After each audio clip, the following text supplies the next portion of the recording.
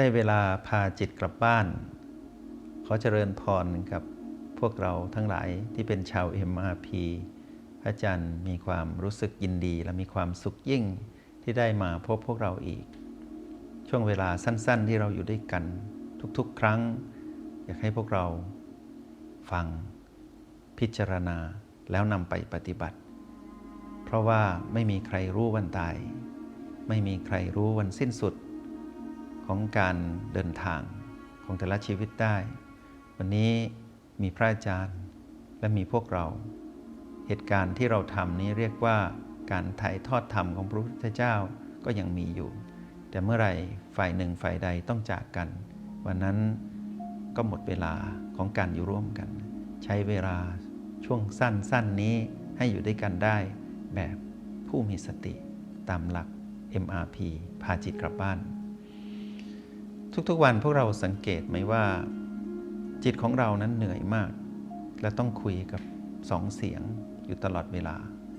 แล้วพวกเรารู้ไหมว่าจิตของเรานั้นเดินทางมาไกลมากเกิดดับเป็นตัวเป็นตนไม่ได้ถือมั่นไม่ได้เหมือนงูรอกคราบหรือเหมือนฟองน้ำที่เป็นการเกิดดับที่รวดเร็วเป็นการสืบต่อที่รวดเร็วผ่านการเวลามาหลายกับหลายกันและผ่านการอยู่ในคันบ้างผ่านการไปอยู่ในฟองไข่บ้างหรือผ่านการเป็นโอปปาติกะหรือเกิดโดยฉับพลันบ้างหรือบางทีเราก็ไปอยู่ในคราบไข่ที่เป็นกลุ่มสัตว์ตัวเล็กๆที่เราไปอาศัยอยู่มาก่อนสภาพของการเดินทางของจิตนั้น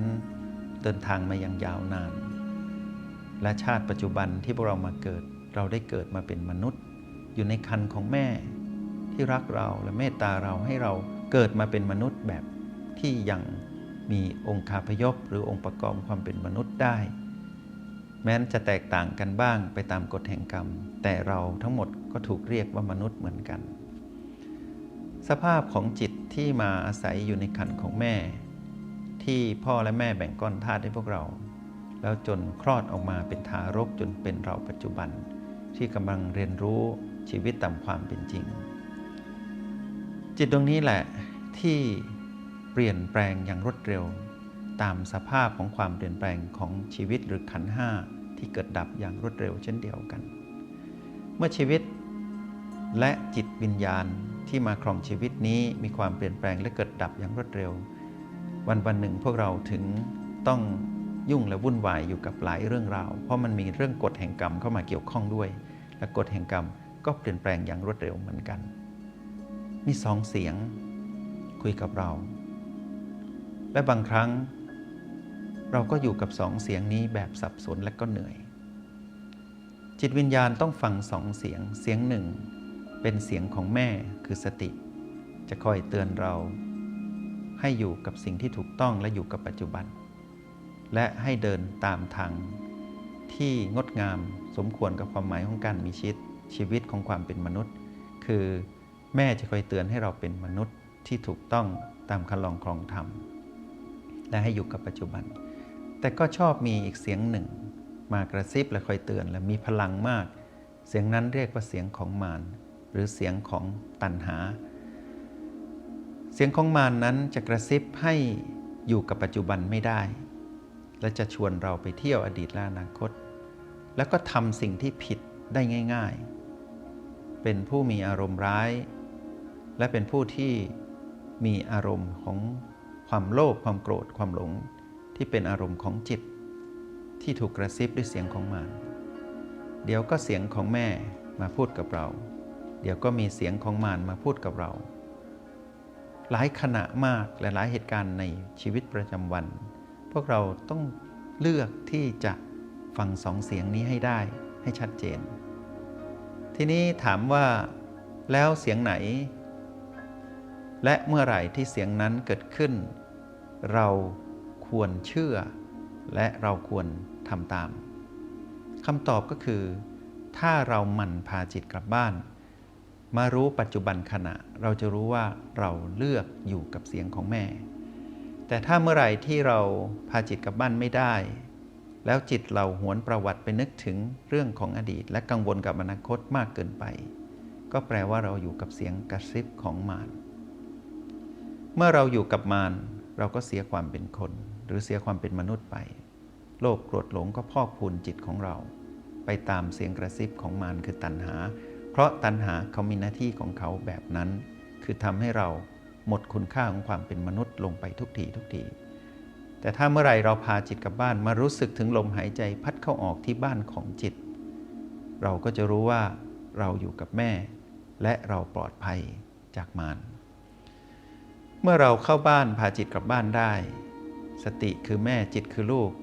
จุดสัมผัสของลมในจมูกคือบ้านของจิตอยู่ด้วยกันที่นั่นมารู้สึกตัวเป็นปัจจุบันถึงลมหายใจพัดเข้าออกตอนนั้นเรามีความเป็นมนุษย์และจะเริ่มอาศัยความเป็นมนุษย์เรียนรู้ชีวิตตามความเป็นจริงผ่านการเกิดดับของลมหายใจและเราจะเห็นว่าคลื่นกระแสของมารที่อยู่นอกบ้านก็มีสภาพของการเกิดดับเช่นเดียวกันเราจะค่อยๆเห็นตัณหาที่เป็นคลื่นที่รุนแรงจากเดิมที่เคยเป็นก็จะลดความรุนแรงลงและดับไปในที่สุดเราก็ปลอดภัยจากทุกข์และเหตุแห่งทุกข์ตามคำสอนของพระพุทธเจ้าแต่ก่อนที่เราจะรู้ความหมายอย่างเข้าใจอย่างชัดแจ้งในขณะหนึ่งคืออาจจะเกิดขึ้นเร็วๆนี้หรือเมื่อไหร่ก็ตามให้เรามารู้ความหมายของการหมั่นพาจิตกลับบ้านให้ได้ก่อนเมื่อเราหมั่นพาจิตกลับบ้านเราจะเลิกสับสนกับสองเสียงและเราจะเลือกอยู่กับเสียงเดียวคือเสียงของแม่คือสติและวันนั้นเราจะเข้าใจของความหมายของคำว่าเราเกิดมาเพื่อแสวงหาทางพ้นทุกข์และเราจะพบทางพ้นทุกข์นั้นได้ด้วยตนเองสองเสียงมีอยู่แล้วแต่อย่ากลัวและอย่ากังวลสนใจที่มันพาจิตกลับบ้านมารู้สึกถึงลมหายใจพัดเข้าออกแล้วเชื่อและอยู่กับเสียงของแม่ปลอดภัยที่สุดวันนี้ได้พาพวกเรามารู้จักสองเสียงและพระอาจารย์ปรารถนาดีต่อพวกเราว่าเลิกเชื่อเสียงของมารได้แล้วทำไมต้องใช้ชีวิตจมจ่อมอยู่กับเรื่องของอดีตซึ่งเราหวนกลับไปแก้ไขไม่ได้ไปทำไมให้เหนื่อยเราเชื่อมารมานานลองเลิกเชื่อมารสักทีสิแล้วมาเชื่อแม่